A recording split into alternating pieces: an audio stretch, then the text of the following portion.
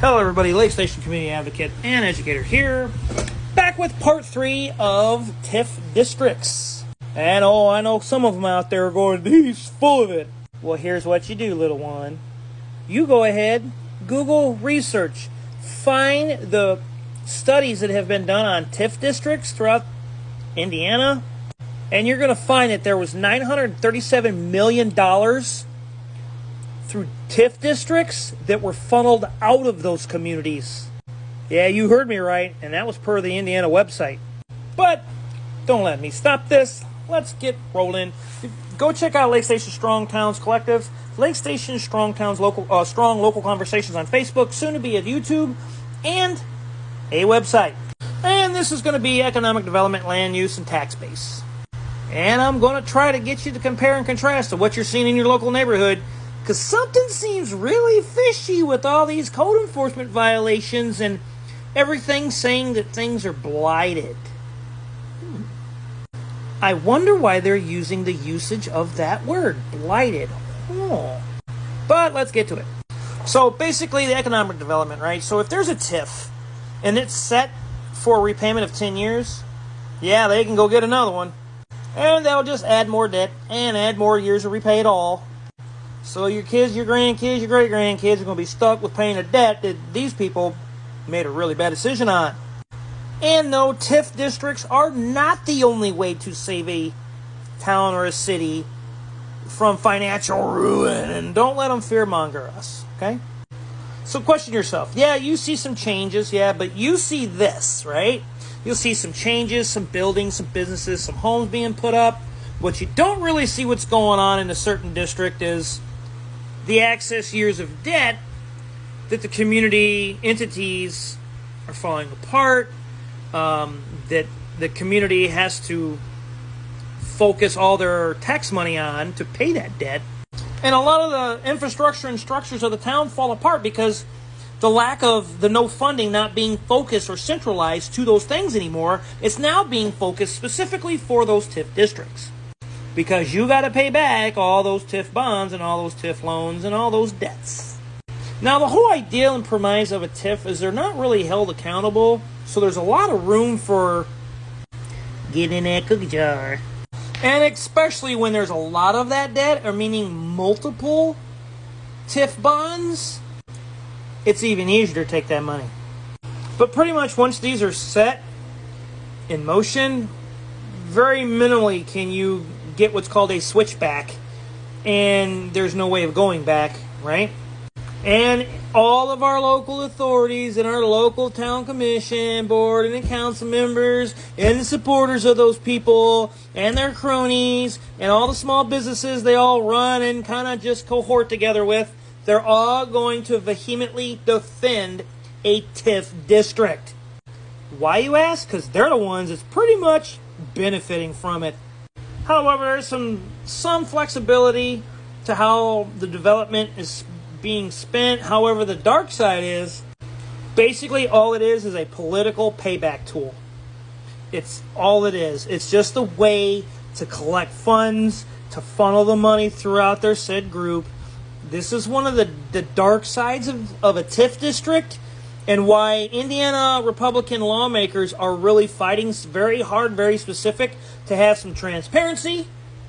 Say that again. Some transparency, some accountability on this, because that way they can find out who's taking the money, where it's going, and how much of what money. And like I said, Indiana State said there was $937 million taken out of TIF districts for corporations development, political usage, and other things. I don't know about you, but that's a lot of money that we could have used on street lights, playground equipment, new equipment for town, schools, police department, fire departments. But let's never mind that crap. But the developers and the companies fund political campaigns, local politicians, whether they're elected or they're running for a position, and are usually that are going to be in favor of those TIF districts and the other subsidies. Why? Because the companies, developers, and things like that want power within your town, so there's got to be a quid pro quo somehow. Like I mentioned before, Indiana Republican lawmakers are pushing for some transparency in the TIF districts and how things are being done, because they're finding that there are hundreds of millions of dollars being funneled into people's pockets, but it's not being funneled into the communities, and the only ones to bear that weight are the community members like me and you. And like I said, I'm so full of it. Well, go research it for yourself. TIF districts, the negatives and positives, the pros and cons of TIF districts. Look it up in your local state. Check it out.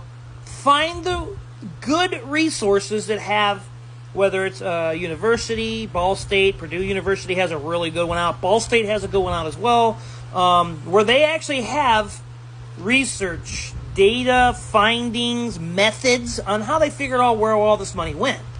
Now, what spurred all this is I was having a dialogue, we'll say, with a investment banker. And why are investment bankers in this so important? Because they're the ones who find the money and how to squeeze money and where to hide it and who can take it and how much. But that's not their only job. Investment bankers have other duties. But when you get tied up with small towns and there's a lot of cohorts, a lot of cronies, and a lot of political things going on, say like in our town, that investment banker kind of gets turned, and he kind of doesn't no longer really, there's no integrity there with him. However, so let's go back to what I was talking about.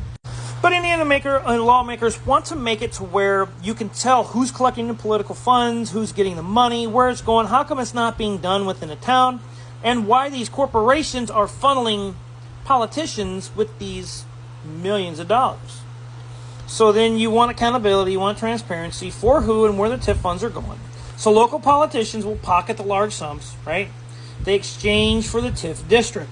They give a corporation, a crony that owns a business, whatever the case is, they give them some political power. They put them in these bonds and these debts, and we're all the ones stuck paying for it.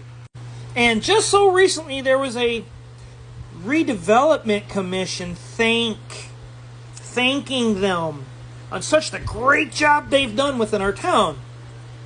And those are appointed boards. Yeah, you heard me. They're not voted on, they're appointed. As well as some of the other positions within our town. You guys noticed a little pattern that's happening and reoccurring? People don't get voted. They're getting put there, placed there by political powers for a set outcome. But yet the town's always in debt and hustling, stealing from Peter to pay Paul, and they're both broke anyway. But is any of this starting to make sense? I hope it is, because you can go research all this information for yourself. Don't take my word on it.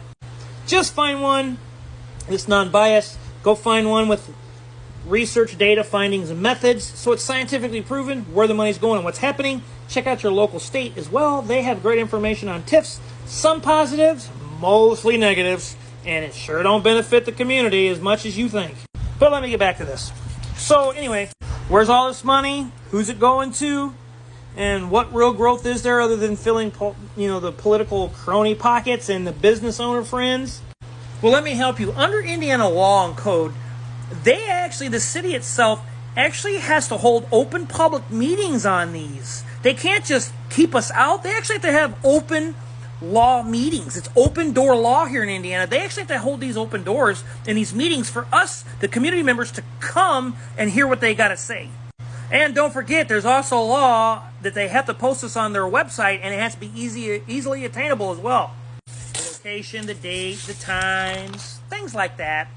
But I want to correct myself. It was $947 million that were collected by TIF properties and was diverted from the schools, the fire departments, police department, and other entities. And there were some things about eminent domain in TIF districts, too, where the local authorities and the code officers kind of go crazy on code enforcement violations. So it's called enforcement abuse, where residents, basically because of the properties, they want their property for new TIF developments. And they're blighted properties. Oh, that's a very important word. Now, I would just want to mention this. How much has Lake Station residents been harassed by code enforcement lately in the past few months? And how are they taking possessions of these very desirable properties? You can take what you want to from it, and you can do the math, but something's real fishy about code enforcement violations in this town lately, and why they're all blighted. I'm Lake Station Community Advocate. Check me out. Stay with me for next part.